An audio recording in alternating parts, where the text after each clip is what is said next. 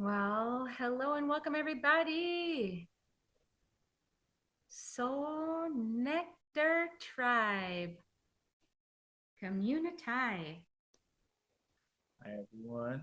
There's Monica. Good to see you, sister. Hi, Jordan. Good to see you, sir. Hello everyone. Awesome. You look a little So bit more glowing from that fire walk last week, brother. You look yeah, good. it's awesome. Hi, Camilla. Hi, good to meet you. Quinn, She can't hear us yet, but yeah, Flory, welcome Flora. Flory, Hi, welcome Flora. Quinn. We're excited you guys are here and more coming.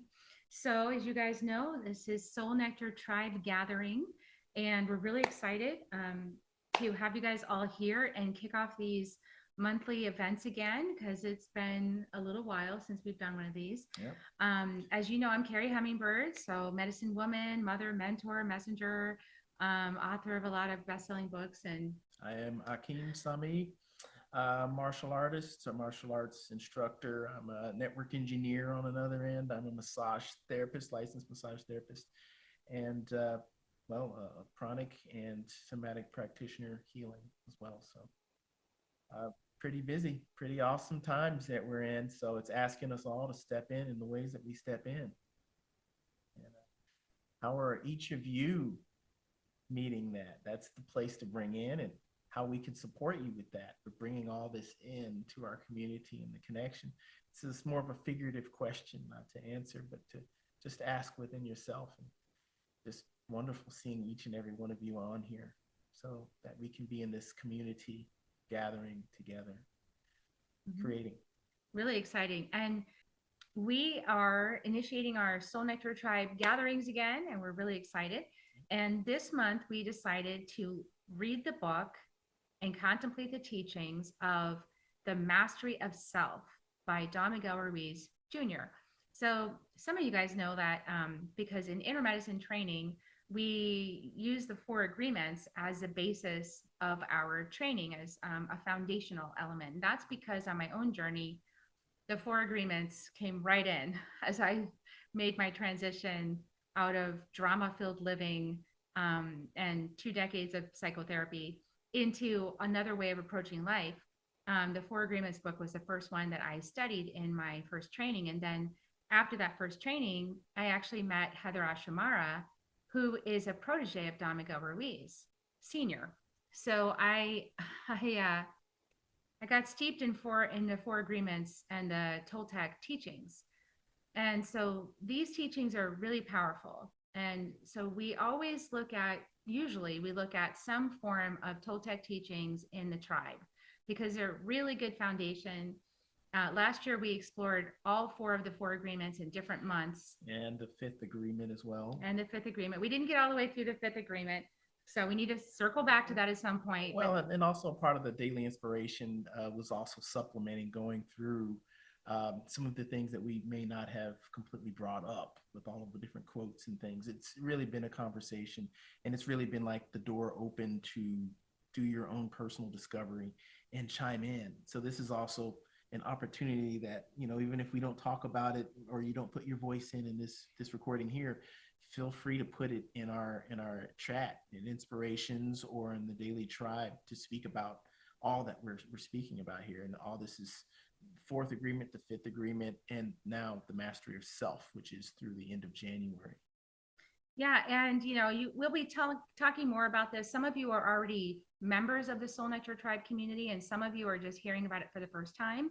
So we decided that we would open up these monthly gatherings to all the people on my email list. So everybody that listens to Soul Nectar, everybody that's in the tribe can come to these community gatherings. And then the invitation is, if you like what's happening here, come join us in the private space, in the Telegram chat space, and be part of that community with us. And so this is what we're initiating right now. We're really excited about initiating. I know the light is like super funky, and every time I move my hands, it like changes. It's like a disco tech going on in here. But so we're really excited. And so we want to get into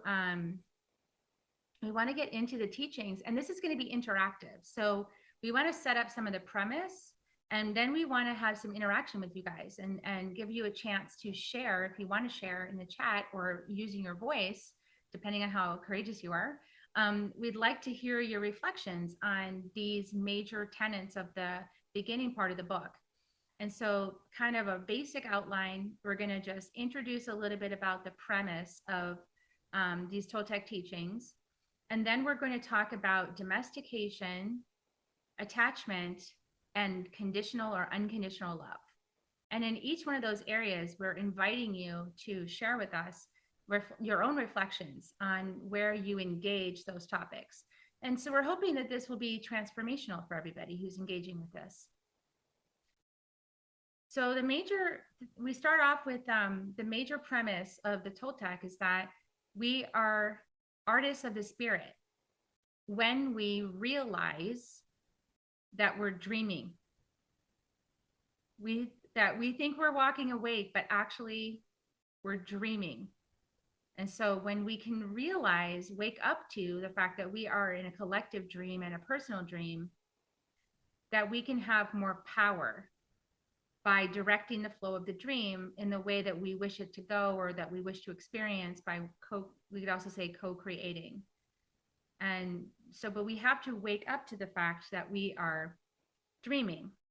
That also brings me to another piece. I actually was talking with one of my coworkers at my massage work, and she confided. She said, "I've got this strange thing that I'm doing. I'm actually dreaming in my dream about me dreaming.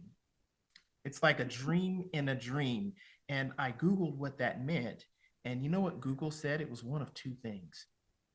It either meant that I'm, and I'm going to say an expletive here, batshit crazy, or you're an energy healer. And she doesn't want to be either one. So she felt like she was in this polar choice that you have to be one or the other exactly the way that you visualize it. So the whole conversation, because she'd already read the 4 agreements, so we were able to have a deeper conversation about what does being in the dream mean for you? And is this a pleasant dream? And is this a loving dream? Is this a dream that brings you happiness? Is this a dream that you feel that you're just yanked into and can't get out of if you wanted to? So there's a nice quote here from Don Miguel, who says, "The personal dream is the unique reality created by each individual. It's their perspective, a manifestation of the relationship between mind and body, and intent is the energy that animates both. As our shared knowledge and experience mingle together, we co-create the dream of the planet, which is the combination of every single being in the world's personal dream." So why that interests me, why it interested me at first was, oh, I have a perspective. I can co-create part of the dream on the planet or in my family system or in my job or in my purpose, whatever that is. Oh, I can be the artist of my dream. That's cool. I want to do that. I want to be empowered, right? And then the longer I've walked the path, the more interested I've become in how do we influence the dream of the planet through our own individual work. Because as we look out into the world, we can see a lot of different ways that people are choosing to express their dream. And some of those ways include violence and war and things that I personally don't choose to experience. And, so those of us who are here that are feeling like we prefer peace and joy and laughter and fun and all of those things, not to say we won't have the other experiences, but that we can, by doing our own personal work, we can actually influence the dream of the planet to change and shift out of the heavy predominance on violence and these shadow frequencies into more balanced, right? Into something more balanced or even higher frequency. And so we get to influence that with our personal work, which is why I love the Toltec path. It empowers us to know that we can do that. And when we gain personal power, the Toltec path is really about reclaiming your power to be a conscious co-creator. And so we gain personal power when we realize we're dreaming. Just the realization alone helps us claim some power back. And we also become the master of self by realizing we're dreaming, realizing we've been domesticated to see life a certain way and to respond to life in a certain way, realizing we have attachments that actually end up controlling us, attachments to how life should be or how we should be or how society, all the shoulds that actually end up putting us in a little cage, and realizing that up until now, we've been loving ourselves and others conditionally from that domestication. And so mastery of self is about seeing through what they call the smoky mirror. And we talk about this a lot in inner medicine training. What is the smoky mirror? So the smoky mirror is like when you get out of the shower and the mirror is all fogged up and you can't really see yourself clearly. That's kind of a version of the smoky mirror, is that we can't see ourselves clearly in the reflection. We can't see ourselves clearly when we're looking in the own mirror. We can't see ourselves clearly in other people because it's all fogged up. It's all like confused and distorted by this conditioning, this attachments, and like the domestication, the attachments, and the conditional love distorts everything we see.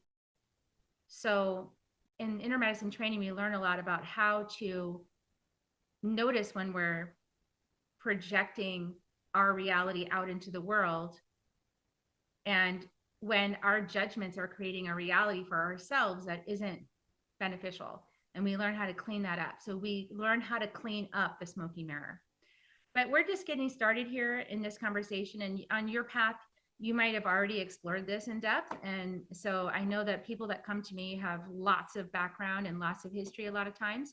And so we're going to just kind of go back to beginner's mind and act as if you don't know anything. Because that's how we learn more. My favorite. So we go back to beginner's mind. So like I said, we wanted to talk about 3 topics that are brought up in this book tonight. And the first topic is domestication. And so Akeem, what is domestication? Well, domestication, as I understand it from Don Miguel Ruiz and Junior and the Toltec community, domestication is agreed as a system of control in the dream of the planet. It's the way that we learn conditional love, as in the bait and carrot, I do this, you do that. It starts when we're very young, usually in the single digit years. We're presented with either a reward or a punishment for adopting the beliefs and the behavior that others model for us in the dream. Yeah, and there's a great example in the book about a really clear example. And the example is this little boy is having his lunch, his soup, and his grandmother has served it to him. And he says, well, I don't want anymore. No, I'm done. My tummy's full. I don't want anymore. And grandma wants him to finish eating it, because she wants him to be well nourished or whatever reason she has. And she says, well, you want to grow up big and strong, right? So that's almost like a bait and carrot by starting first with an offer of a higher value to sell. And anyone who's been a parent, you can see when this pattern comes out where you're thinking, okay, well, if I can convince them the why, they'll actually inspire themselves to do it. Whether they agree with it or not, I already explained it to them. So I want them to subscribe to what I'm wanting them to do because I believe that I know more than what my kid knows about themselves. And maybe grandma believes that if you eat your whole dinner, that you're going to be healthier or stronger, right? Mm-hmm. So she's placing that belief on the child.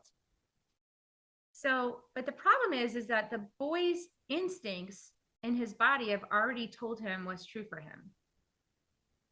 The boy's body's already said, I'm full, right? And so now, in order to please grandma, he's got to go along with what she said. Now, in this case, he insists again. He says, no, I'm actually not hungry.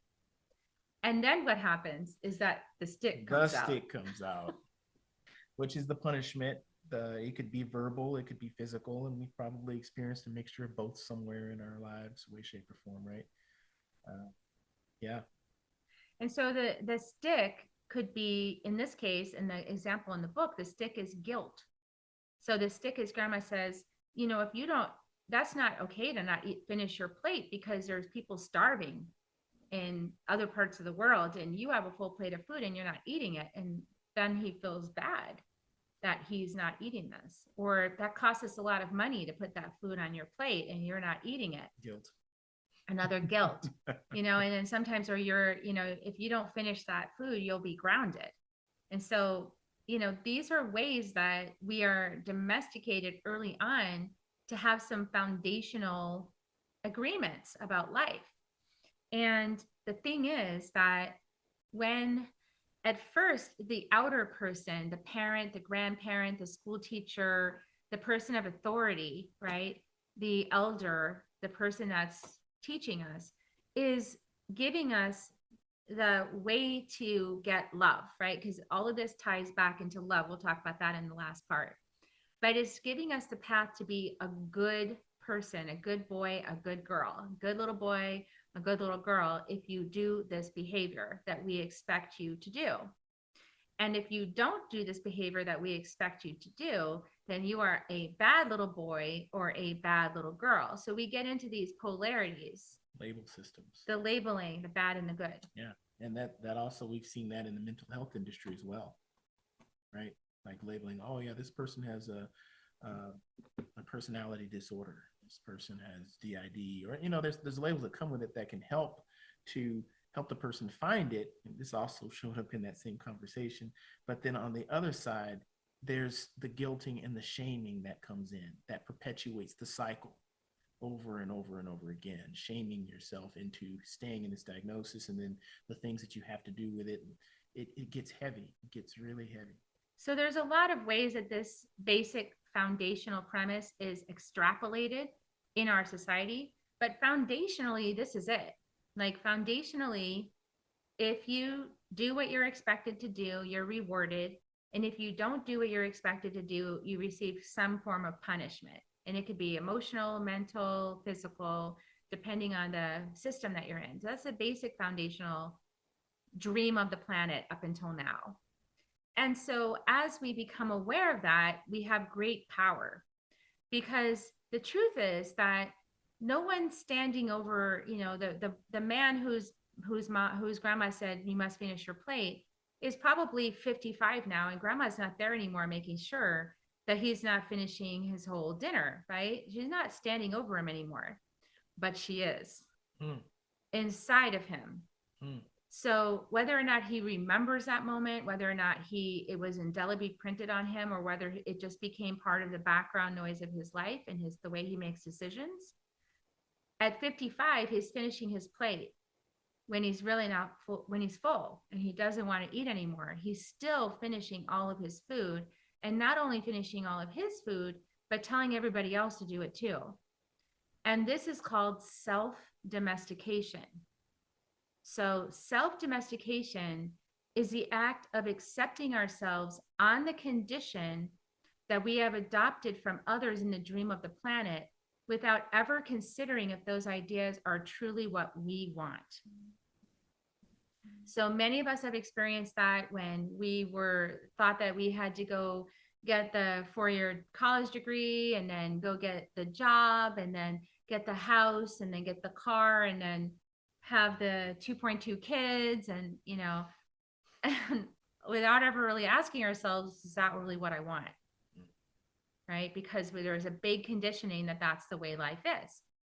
And we see a lot of people disrupting that now. And that's because people have become aware of these teachings in one way, shape, or form, in some avenue, become aware about this idea of domestication, this thing that's been happening.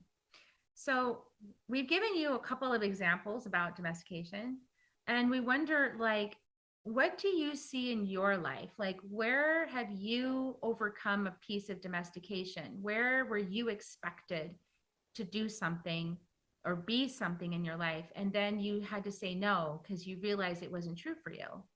anything you feel like sharing, either you can unmute and share, or you can share in the chat. So for me, it's definitely the eating thing.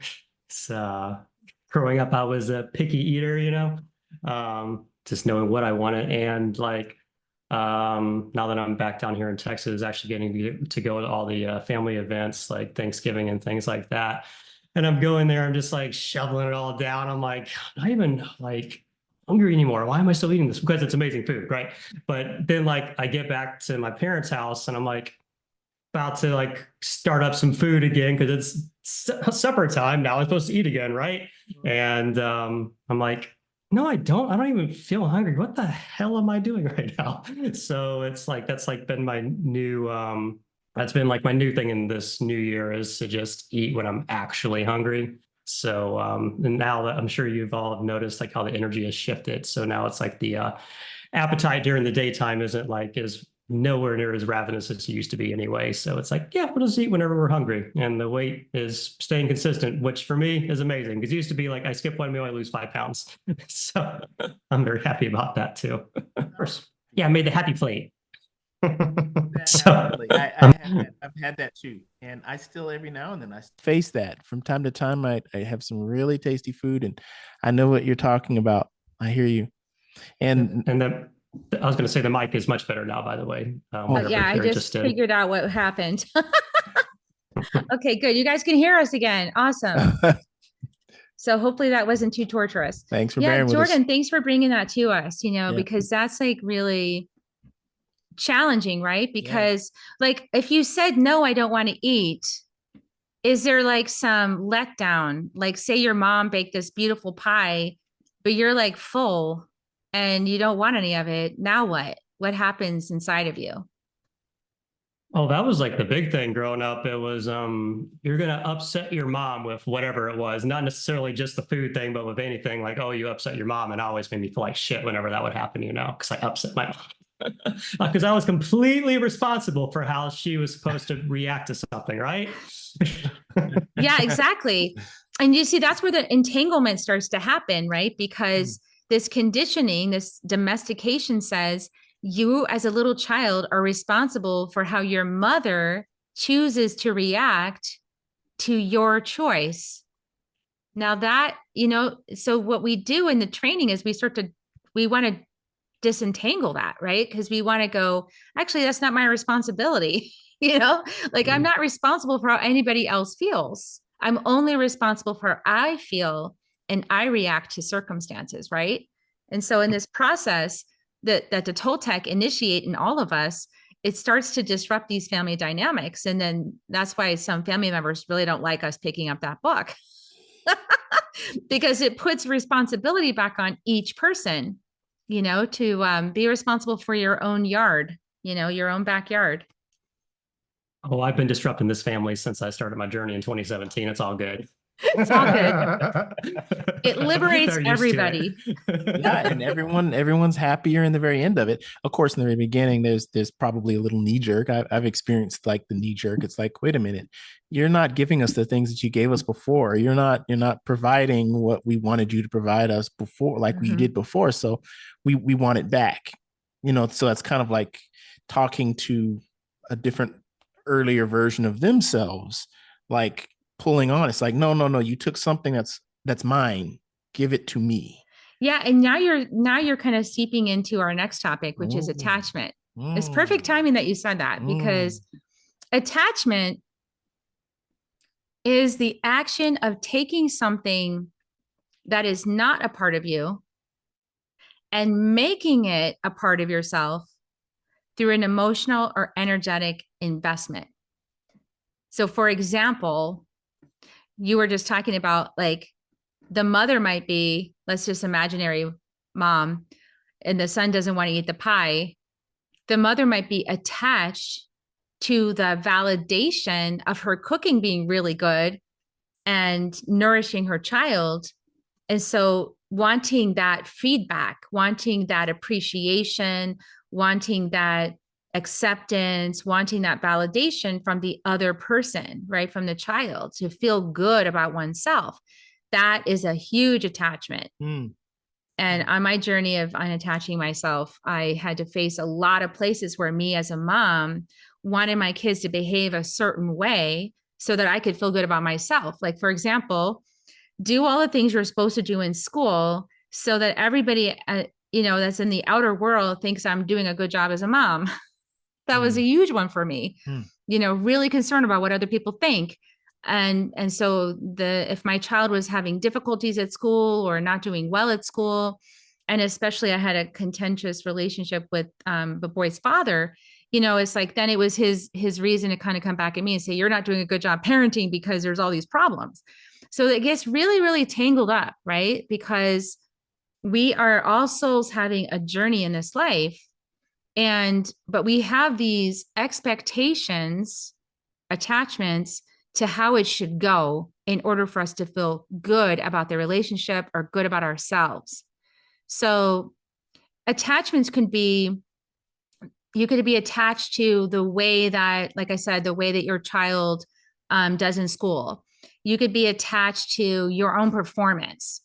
You could be attached to how other people perceive you. You could be attached to material items, wealth, and a house or a car or some status. You could be attached to a job title or a role. And a role could be even like being a mother or being a mentor or being, the one that knows everything, or the big sister, or whatever the thing is. So, and as healers, it gets super sticky, right? Because then we could be attached to being the healer and or the mentor.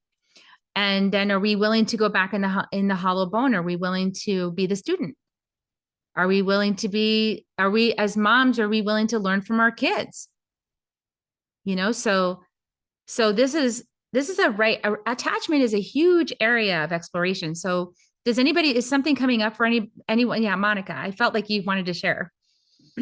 Well, yeah, as you know, this is a subject that I love because it's been something I've been unraveling now for many years. But I'm also hearing in the attachment part of it, I'm making a connection I hadn't made before, which is kind of like, as human beings, we're like meaning making machines. And so like we get attached to the story, right? That we, right. And you were pointing to that earlier, Akeem, when you were talking about, or maybe Carrie, it was you, but it was like emotionally attached, right, to an outcome, or it's like, if he does that, it means this about me, right? That it somehow gets all tangled up in our story about ourself, right? So it can get really, and this part that I also really see from the domestication part, it's like it all goes together, because as a kid, I was so used to putting my own needs aside, like that example, right? Overriding what my body knew, right? To be true, to avoid the consequences. So like the obedience became more important, and becoming whatever they wanted me to be, in that case, pretty, pleasing, and polite, right? To not disrupt the status quo, to not go against the grain. And literally, there were always comments in my house like, you had to stir the mud, Monica, or, don't upset your mother, like Jordan was saying, like some version of that always kind of put the onus on me, right? If I were to actually self-express in a way that was true, somehow that was always upsetting someone or something. So I became attached to this idea of like me as the troublemaker, right? And so it took me a long time to see that the trouble, right, that I was making was this, underneath that was this seeking or this quest for what was true. But it got so buried underneath all of these behaviors that I had adopted in order to survive, kind of like, or get along, right? Yeah. Yeah, that Totally. makes so much sense. And there's another piece that just came up for me about this, hearing you, Monica, and it's also connected with what Jordan said. There's this energy of checks and balances and weighing and checking and testing and verifying. Though there's a term that's used throughout the Toltec community called mitote, and that mitote is called mental chatter. The mental chatter is the same thing I found myself ruminating at 2 a.m. about something someone said. That becomes like a cyclic thinking, and it's can be crazy making, right? If we let it. And then we come up with these different ways of, well, let me create this check and balance so I don't have to think about it anymore, or not have to be accountable for this other reaction, or I'm ready next time. These are things that I even began to realize that I was doing in grade school, to the point to where when someone would speak, I'm thinking about the next thing that I'm going to say. I'm not hearing them as they're speaking it. I'm no longer present. It's like strategies, coping strategies. Yeah. That's what I'm saying. Protection strategies, self-protection. Yeah. And what are you protecting? You're protecting your safety of your dream. Yeah. I was just going to say, that's the other thing that, has really become very apparent to me, is that, you talk about the dream, and it's really kind of this collective unconscious. It's like this unconscious dream, because so many of us are kind of in this trance, whether you call it the trance of unworthiness or a trance of powerlessness or whatever that is. But I think that's what they're kind of, when, we hear, this idea of the dream, and like, we must change the collective dream. It's like, oh my gosh, yeah, because we're kind of living more of a nightmare than a dream, right? And when we realize we have an active power to change it by first working from the inside out, it's like, oh, right? Like, now I'm and I'm sure you're going to talk about this, but attachment projection, right? It's like, if I start owning those things, if I start taking responsibility and seeing where I'm attached, or seeing where I'm projecting, I can now start, it's first like revealing it, right? And seeing it, so that I can actually change the behavior and recognize, before I immediately do it, like, actually, I have a choice here.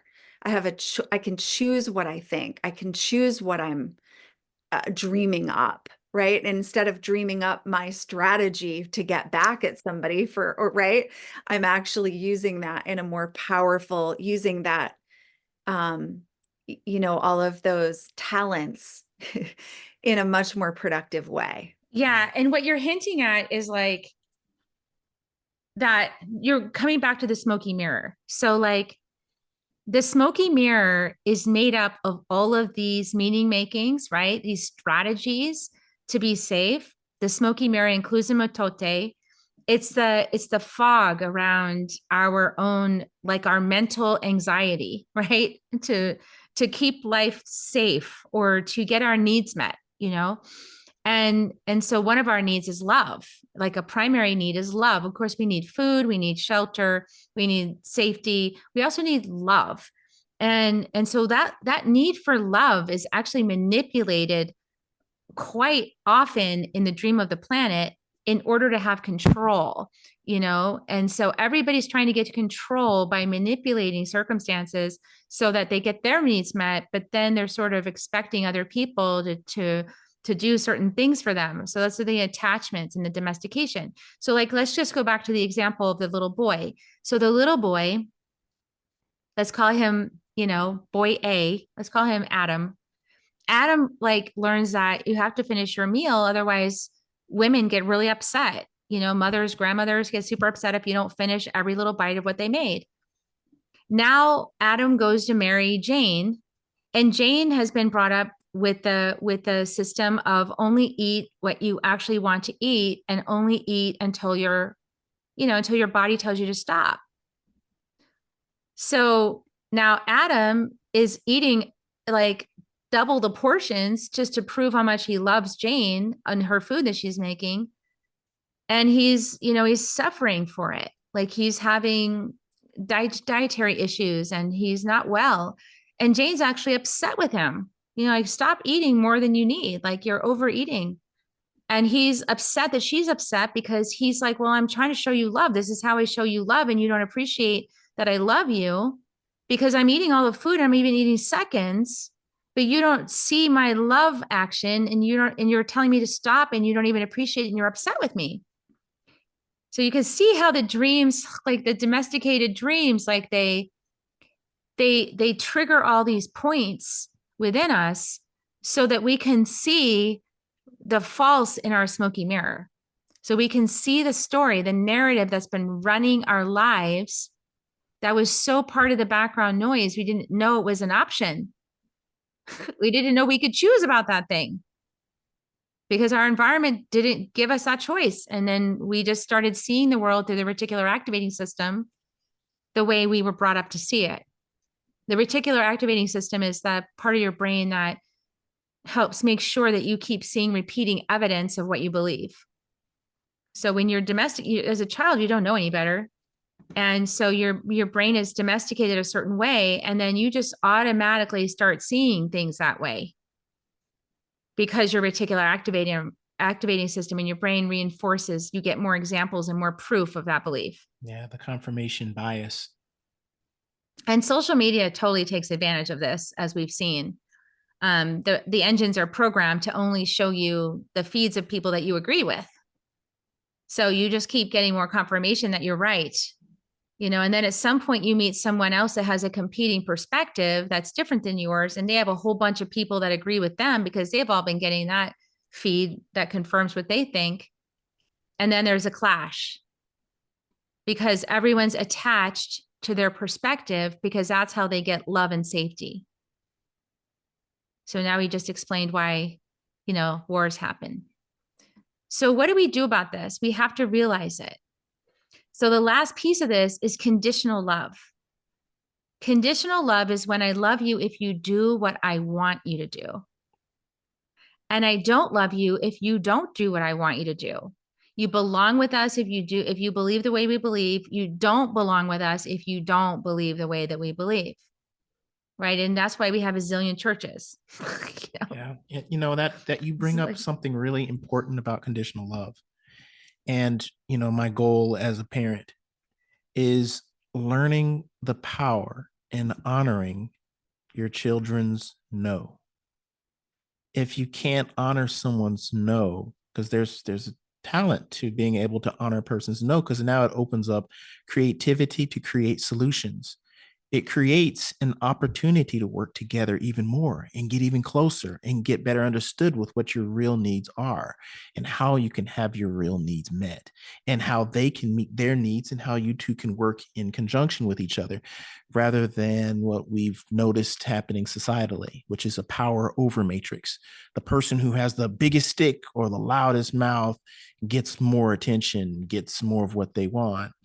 And then it creates also a hierarchical based system, which has a single point of failure.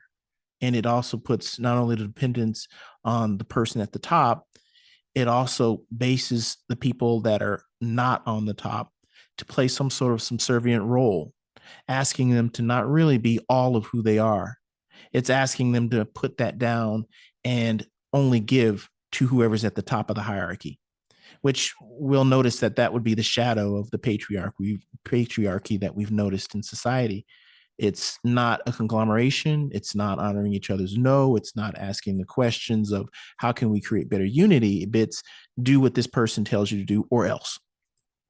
Yeah. And so we've been in a lot of codependency model based on domestication, training how to conform to get love, conditional love, by doing what you're expected to do. And so as we move out of that dependent model, that victim consciousness, what we're doing is we're moving towards sovereignty. And sovereignty is the reclamation of your power of choice. And the reclamation of your power of choice requires awareness. So you have to be aware of these paradigms operating in the background in your smoky mirror. So we often will do, things to put us outside of our familiarity zone, the things we're familiar with. We want to get always pushing outside of where we're familiar and comfortable, so that we start to ask these bigger questions. And you can put yourself outside of the unfamiliar zone in a lot of ways. There's always opportunities. And the more of those that you say yes to, like, for example, having a conversation with somebody whose perspective is opposite of yours, that's a great exercise in exposing your smoky mirror. Going to a rally for a competing political party, that would be a really intense way of exposing your shadows and your smoky mirror, to see like, wow, what do I believe about these people? Do they have horns and tails? So you might like find out that they're just humans and they just have a different perspective, right? Because they've been conditioned a certain way. They've been domesticated to think a certain way. And, getting married to somebody of a different ethnicity and background and experience, that's been a really great way for us to also learn about, our own smoky mirrors and doing research. And so these are all the things that we do in Soul Nectar Tribe and also in Inner Medicine, because we want to be liberated. We want, the ultimate state of freedom is to be the artist of your own dream of life. And what does that even mean? That means that the choices you're making are conscious choices. That means that if you eat pizza, it's not because you were conditioned and domesticated to eat pizza your whole life. It's because you just actually like pizza and you eat it, period. You just like it. So you choose to eat it, right? So, or, if you vote a certain way, why you're voting that way. Like, you're aligned with your choice at a conscious level, why. And it's not important that you align any certain way. It's just that you're conscious of your own choice. And nobody can tell you what's right and what's wrong except yourself. I just had a great conversation tonight, before this cast tonight, with a person who just completed her studies in epigenetics. She's a degree in epigenetic studies. And one of the biggest things for her is that at 16, she had cancer. She's now 40 years old, and she discovered for herself where she had certain parts that would perpetuate the cycle. And she didn't know that it was related to flow throughout the body. And the flow in her body was turned off, thus causing a stagnation, thus igniting the chance of cancer. And when she found that key, she was able to break it. And so it's really just going back to saying that you're not destined to have cancer. You're not destined to die from it. There are choices, there are opportunities, and you can even change your DNA at the raw level. You can change your thinking at the raw level, piece by piece. And the most powerful way to do that is to realize that you're dreaming. This is a dream. So it seems really real. It's the best virtual reality suit ever. And it's a dream. Your soul is dreaming you right now. You're dreaming the reality. Collectively, we've agreed that this computer thing is real and the Zoom thing is real and the microphone is real. And, we collectively agreed that all of these things are real and we're dreaming them to be real, but we're dreaming. So at a soul level, we're manifesting this collectively, the planet the way it is, the plants, the animals, all these things. And that's when we actually witness a miracle, like, we see some mystical vision in the sky. That's possible because we're dreaming. So it's really, it's something that's difficult to grasp until you start diving into the hollow bone spirit and you start having these mystical experiences yourself, where it's like, how did that even happen? Like, that whole fabric of your reality starts to change and you start to realize how fluid everything actually is. And, this is how we soften. I like to use the word soften. We soften the defensiveness. We soften because the defensiveness is all around protecting something, some way that you're getting love. But when you actually have love inside of you and you have self-acceptance, then you don't need to get it from outside of you anymore. So that whole aspect of the game changes, and it liberates you to be very empowered to create the reality that you actually desire. And then you can influence others around you to come and join inside of your new dream and to become a player, an active player inside your dream.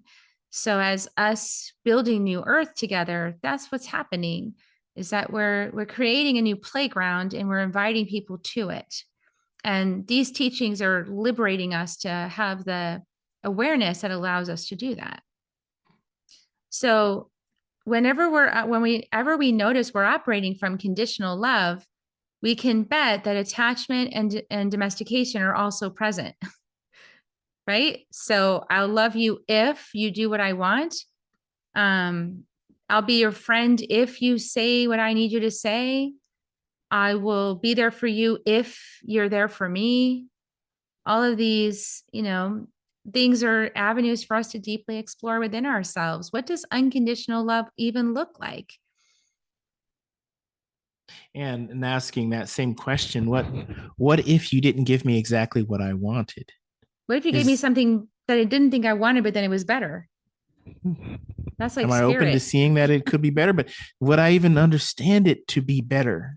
Or is there a piece of me that's like, well, no, I'm not getting what I want. So all I can hear is that I'm not getting what I want, rather than it could be something even better than what I want. It may take a little bit of, shine, may need to polish that a bit, may need to work through it, but you may end up realizing that it makes you better in the whole process of letting go. At least that's been my experience. Yeah, and that's why we practice beginner's mind. Monica, did you have something?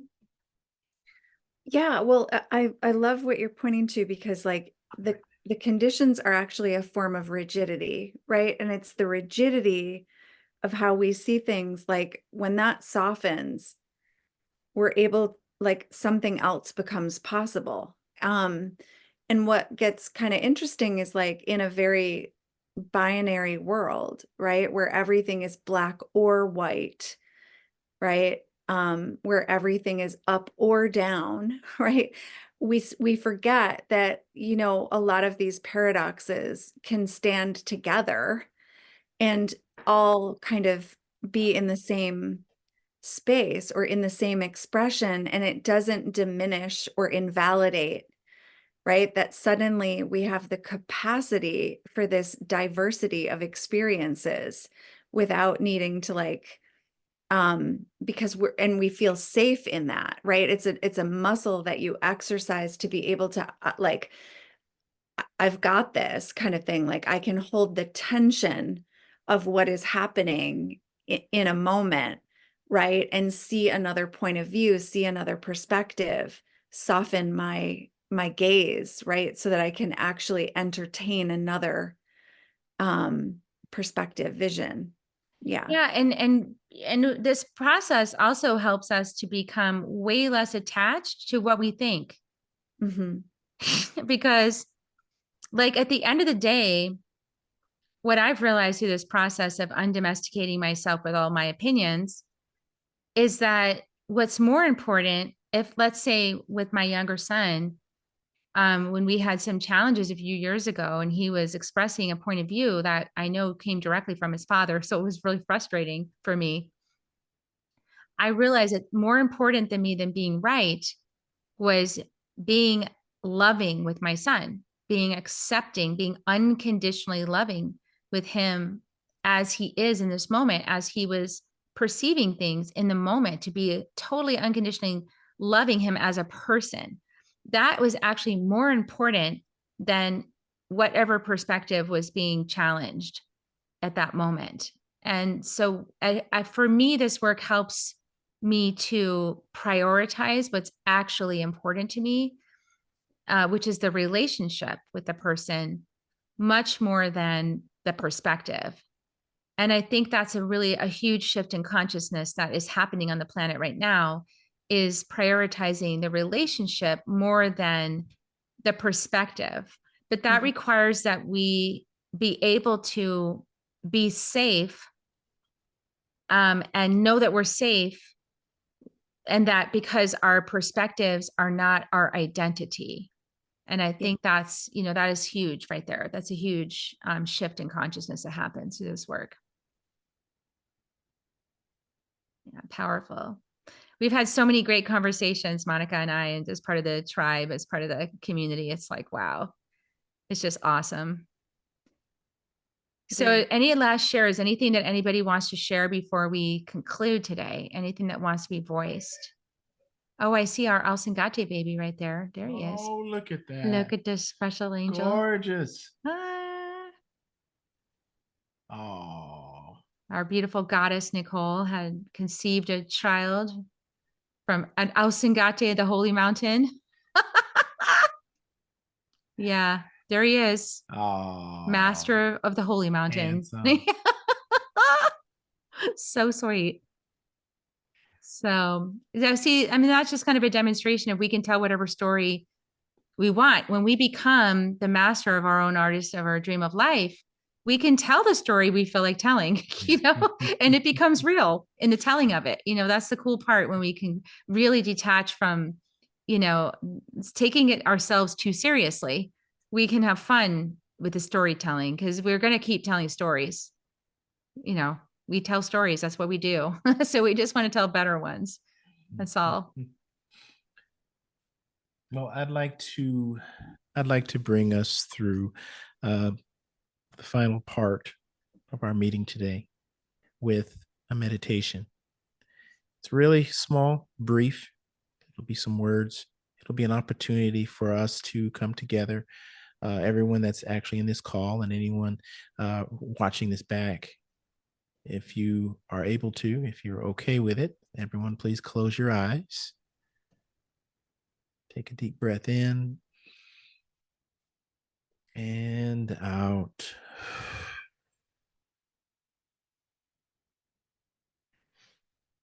Try to repeat these words within yourself to create an echo of energy out into the collective.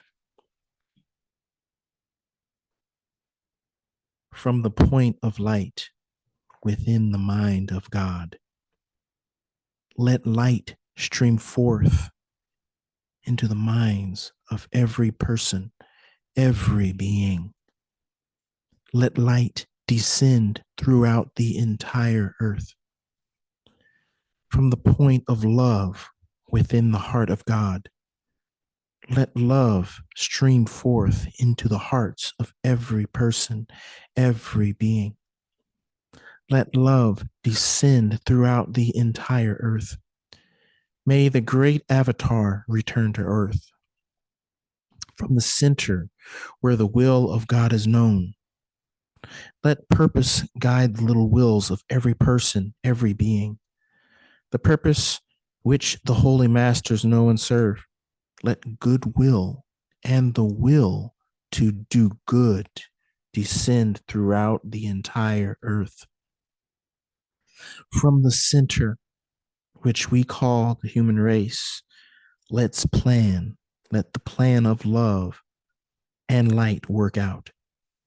And may it seal the door where evil dwells. Let light and love and power descend throughout the entire earth. Let light and love and power manifest the divine plan on earth. This is from something in my pranic healing practices. It's called the Great Invocation. This is combined usually with ohms. And it was written by the Tibetan Dwajal Kul. And it's also adapted by my master, Master Chokoksui. Thank you. And you can open your eyes and come back in. Yes, and thank you for that.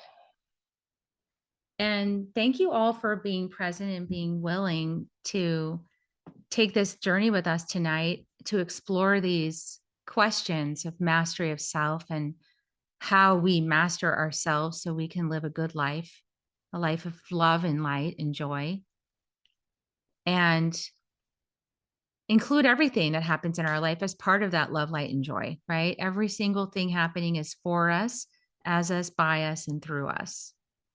And so it all has a purpose and a place in our hearts. And if you enjoyed this, and I know many of you are already students, and so this is part of your student package, and some of you are already part of our tribe. If you are not yet part of our tribe and you would like to receive daily inspiration in our Telegram portal space from your phone or computer, we are exploring the mastery of self with daily inspirations this month. Akeem does a whole lot of beautiful little videos and inspirational thoughts, and I pop in there. I come in and out. I'm like a little emotional wave, you know, like my energy ebbs and flows, so I'm in and out. But I come in when I can, and I share inspiration as well. Yep. And also Kalea, who yeah, our student Kalea. Yeah, she actually has been sharing some, because she's also a classical human design teacher herself and guide. Mm-hmm. So she also shares where those ends connect with gene keys, which also is taught in the healer program. And the inner medicine training, we medicine also work with the gene keys. Mhm. So Kalea brings some of that wisdom in, and it's really great. So we get Mhm. to share that. Yeah. So we welcome you to it. And we're offering a really big special right now, and for however long we're inspired to do it. It's used to be like $222, you know, for the year. And what we're doing now is we're offering it for $52, like $1 a week. So that's a huge deal. And so we want to invite you to it. And you can do that over Venmo or PayPal or credit card, whatever you prefer. We'll put that in the follow-up email. And if you're listening to this back on Soul Nectar Show, that the information will be down in the show notes. So you can go down in the show notes and look it up. And yeah, and so upcoming events. We have a drum journey in Austin on January 15th at Soul Healing and Wellness. And that's on our meetup group. And the meetup group is Starseed Shamanic Circle of Austin. And there'll be a link in the email and in the show notes. And on January 27th, we're going to have our next firewalk, our Courageous Heart Firewalk for the full moon in Leo. So if you want to like get a powerful evening of transformation, come on out. And that is austinfirewalk.com, austinfirewalk.com. All right, everyone. It's been a blessing to have you all here with us. I would love for you to type in the chat or just unmute and say a word of something that tonight meant to you, something you got from it, something that you're feeling right now, just a word or so of where you're at, if you're able to unmute and share with us, or type it in the chat and we'll read it back for everyone. Up to you. I'll share, Carrie. Yeah. Quinn. Can you hear? Hi, Akeem. Hi, Carrie. Hi. Hi, Quinn. Hi. I'm feeling a little bit under the weather, so I'm like kind of cuddled up on the couch. But I'm so glad I joined because thank you. It was such a nice like energetic like pick me up to be on this Zoom call. I'm so glad I did, and I can't wait for the next one.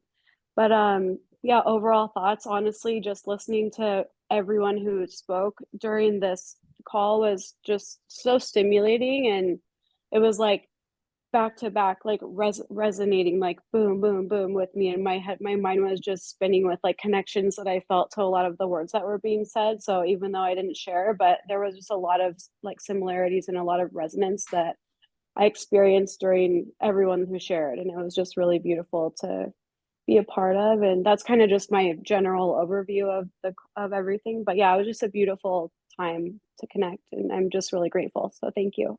Oh, grateful that you were able to join us, Quinn. That's lovely. Thanks for being here. And, yeah, of course.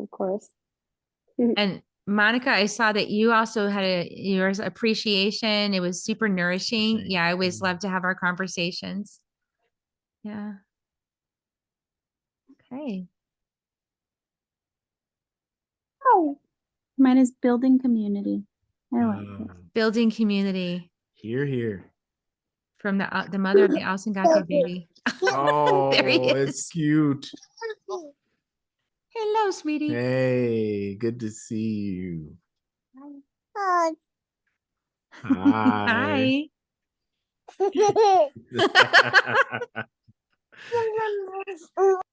It's fantastic. Such a beautiful light. Okay, well, we just appreciate you all so much. We're glad that you came out and joined us tonight. And we'll do it again next month. And we'll tell you the book later. It's a secret for now. Secret. Secret. I like to keep secrets. Secret squirrel. Okay. So we'll see you in all the ways I see you. Love you guys. And bye for now, everyone. Mwah.